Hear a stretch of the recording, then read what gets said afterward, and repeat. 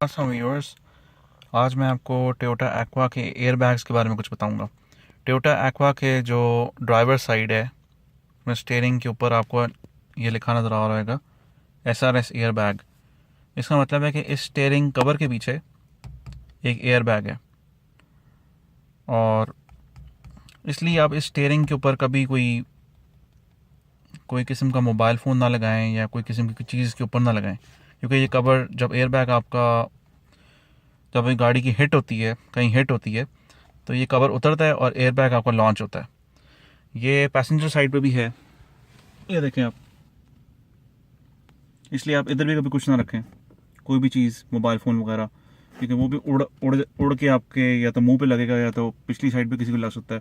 ये बड़ी ख़तरनाक चीज़ है, इसलिए आप ख्याल रखें बड़ा इसका कि आप कभी इसके ऊपर कुछ ना लगाएं, और हमेशा सीट बेल्ट पहन के गाड़ी चलाएं, पैसेंजर और ड्राइवर।